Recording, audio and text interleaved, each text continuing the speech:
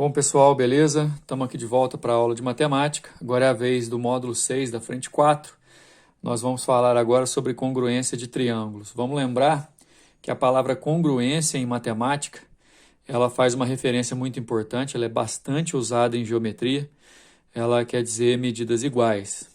Ou seja, você usa a palavra congruência para não dizer, por exemplo, que dois triângulos independentes são iguais só pelo fato das suas medidas serem iguais. Quer dizer, dois triângulos não podem ser iguais, a não ser que eles sejam formados pelos mesmos pontos. Triângulos formados por pontos diferentes são triângulos diferentes, porém, eventualmente, se eles tiverem coincidência nas suas medidas, medidas de lado e de ângulo, a gente vai dizer que eles são congruentes, ok?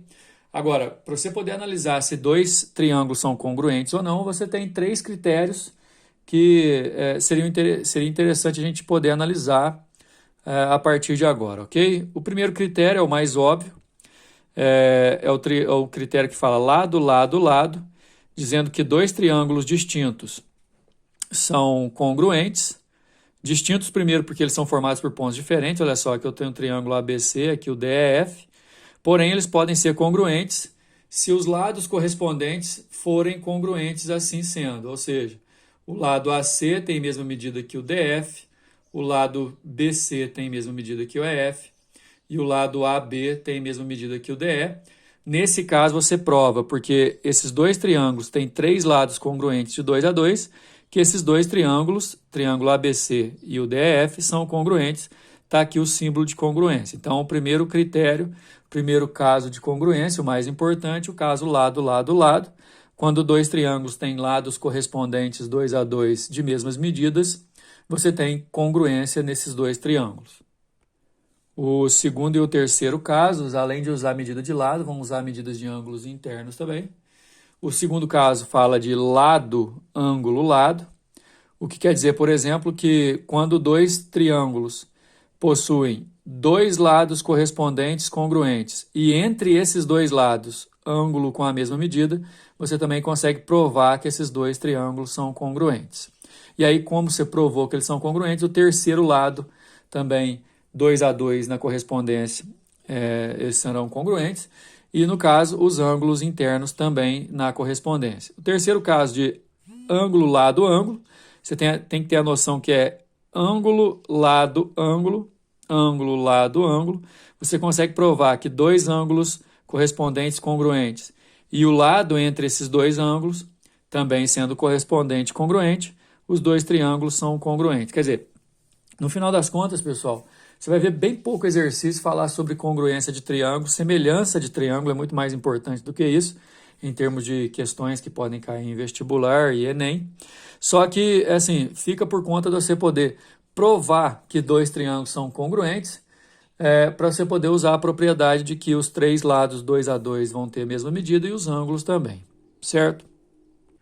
Bom, além de congruência, essa aula também fala sobre condição de existência. Nem sempre você consegue medir, nem sempre você consegue formar um triângulo com três segmentos quaisquer, usando o segmento como um todo. Na verdade, a condição de existência desses triângulos está voltada simplesmente pelas medidas dos seus lados, e ela diz o seguinte, que cada lado deve ser menor do que a soma dos outros dois e também deve ser maior do que a diferença entre eles. Isso vai ficar mais claro, daqui a pouco a gente vai fazer dois exercícios a respeito disso, e a gente consegue explicar melhor. Por falar em exercício, agora segue, vamos fazer o seguinte, o que está na figura escrito e desenhado um pouco mais escuro, são informações que o exercício deu.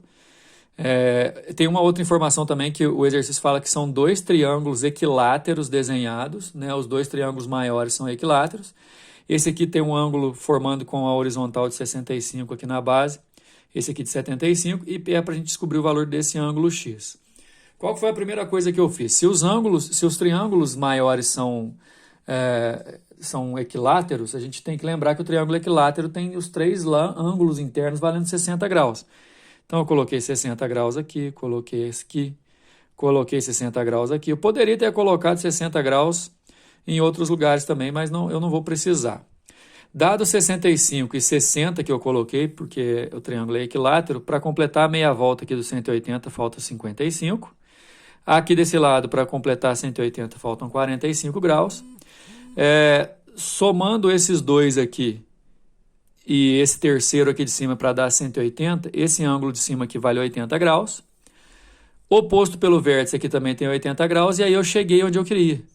Dentro desse triângulo tem 3 ângulos, os 3 somados tem que dar 180, então o x vai dar 40 graus, a resposta é a letra B. No exercício número 2, presta bastante atenção que a gente vai usar a ideia de ângulo externo do triângulo, né? Mais de uma vez, inclusive. Essa figura te mostra 4 triângulos, ABC, ADE, EDC e o ABD. Esse ângulo de 20 graus o exercício deu, e essa medida alfa ele quer saber quanto dá. Além disso, ele falou que AB tem a mesma medida que AC, portanto o triângulo maior ali ele é isósceles. Aí eu posso chamar esse ângulo de base aqui de x e aqui do lado de cá também, porque o triângulo isósceles tem 2 ângulos de base congruentes, certo? E nesse sentido, dá só uma olhada. Eu posso falar que esse ângulo aqui, referente ao triângulo EDC, que ele é um ângulo externo, ele é igual à soma dos 2 não adjacentes. Portanto, eu posso falar que aqui vale alfa mais x. Uma outra informação que o exercício dá também é que AD tem a mesma medida que o AE.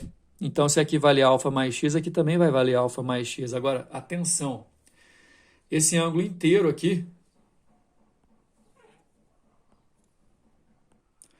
ele vale alfa mais x um pedaço e alfa no outro. Esse ângulo inteiro ele é externo do triângulo ABD. Se ele é externo do triângulo ABD, ele pode ser a soma dos 2 não adjacentes. Por isso que eu falei que esse ângulo inteiro, que ele vale alfa mais x mais alfa, ele pode ser igual ao x mais 20 graus do outro lado. Aí você pode eliminar o x da equação. 2α igual a 20, eu achei que o alfa vale 10 graus, a resposta é a letra B. O exercício número 3, ele fala sobre condição de existência do triângulo. Ele diz o seguinte: se 2 lados de um triângulo medem respectivamente 3 e 4, podemos afirmar que a medida do terceiro lado o terceiro lado, que eu estou chamando de x aqui, ele tem que ser maior do que a diferença entre os dois, que já foram dados, e menor do que a soma desses dois que foram dados. A diferença é 1 e a soma é 7, esse triângulo tem que ter um terceiro lado valendo mais que 1 e menos que 7. Então, a resposta nossa é a letra D, tem que ser menor que 7. Por último, o número 4 coloca 3 lados de um triângulo em função de x, 2 deles, né, e um valendo 10. Um lado vale x menos 1, o outro vale 2x mais 1, e o terceiro lado vale 10. E ele está perguntando quantos valores o x pode assumir. Questão de existência. Um lado que vale x menos 1 tem que ser menor do que a soma dos outros dois. Os outros dois, um vale 2x mais 1 e o outro vale 10. Se resolver essa equação dessa parte, vai ficar x maior que menos 12, que vai gerar essa linha. X maior que menos 12. O segundo lado, 2x menos 1, ele tem que ser também menor do que a soma dos outros dois. Isso vai dizer que x para nós é menor que 8. Então, aqui gera essa reta, x menor que 8. O terceiro lado, 10, tem que ser a soma dos outros dois. Resolvendo isso, você vai ver que tem que ser um x maior que 10 terços, que gera essa linha, x maior que 10 terços.